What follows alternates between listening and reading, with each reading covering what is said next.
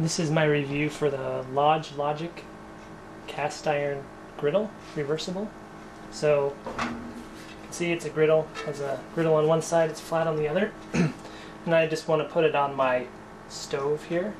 The problem is that you have the ridge that comes along here and then it jumps up here in a U shape. So when I set it on top of my griddle, on top of my stove, when I set the griddle on top of my stove, these burners touch the U shape here and cause it to not be stable. So you can push it all the way so it slides off of that end, but then it's not balanced on the burners and you have heat coming up through the U part. You can slide to either end, or the only way to remedy this is to have burners that are either shorter than from here to here or wider so that they can contact the edges, or longer so that you're contacting here as well as in these spots here. So I mean, I think this stove is a pretty typical stove for burner size, and which means this won't work probably for many stoves, which is unfortunate, because other than that it would be a great fit if they just didn't have this handle here and just had the ridge be all the way at the edge. It would work fine, but as it is, it either doesn't sit on, it just goes back and forth.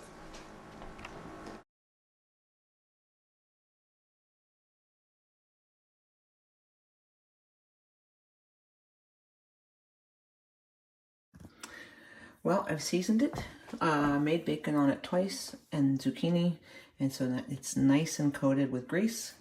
And you can see the difference between like a Le Creuset enameled cast iron grill pan.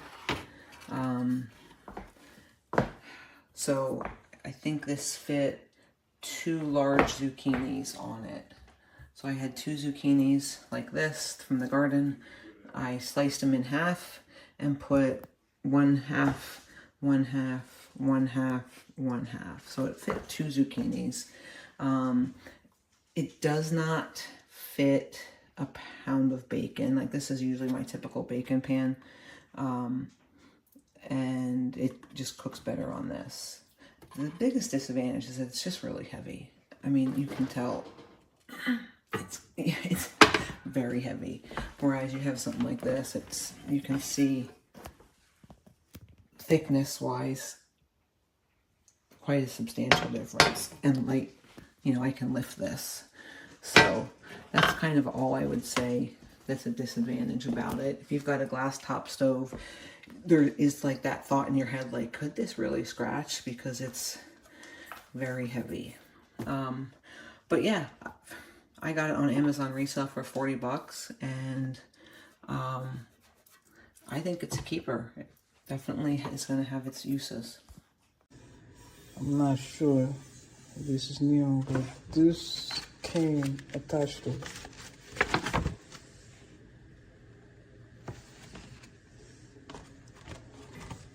It has a little scrape over here.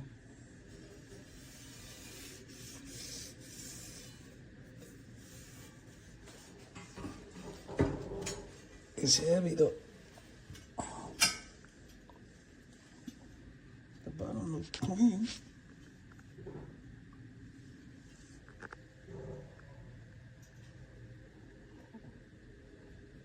No. It has this. Yeah, stuff and everything there. I don't really know exactly what it is. I don't think it comes off. Oh my God, it is heavy.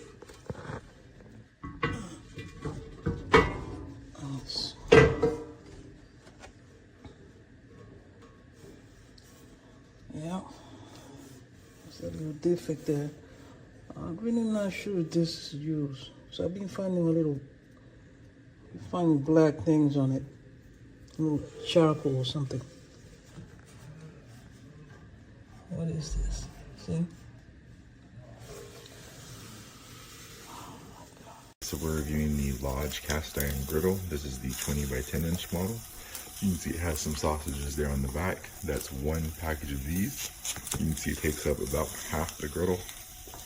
May not quite seem that way because of the perspective, but it is pretty close to half. You would need the whole griddle pretty much to do 2 things of sausage, is what I'm getting at. The pan does have a little bit of a dip right there where grease can run into it. So that will get you some of the grease from sausages or other meats off the pan. Before I used it, I did rub it down with vegetable oil. That's something that should be done before use the first time and after every use sequentially. Wipe it down, rub the vegetable oil over the top of it to make sure you're taking care of the seasoning on the cast iron. Don't wash it with soap. It's probably a well-known thing. But yeah, it's traditional large cast iron pan. Other than that, it's pretty heavy. Not super heavy, but pretty heavy. You can see that it is not quite as long as my stove. This is a Viking and it is deeper than a normal stove. So measure your stove, make sure you get the right depth. There's one that's shorter than this, and I believe they also have a longer one than this. So make sure you're getting one that'll actually fit your stove. This is my favorite pan ever.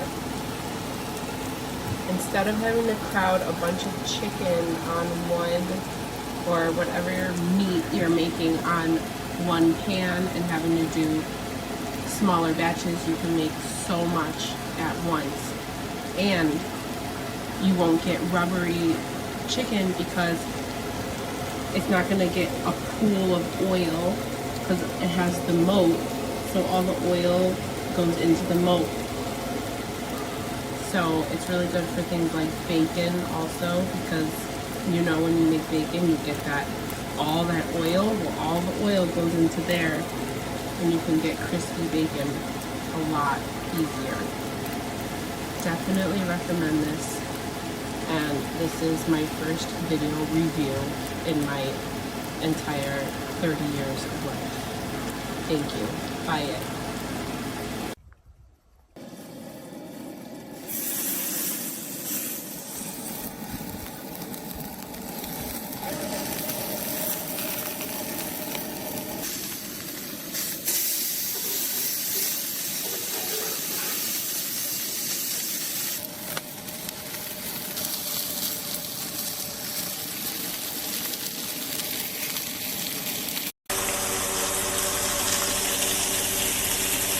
Preparing for the day, trying to make my day as easy as possibly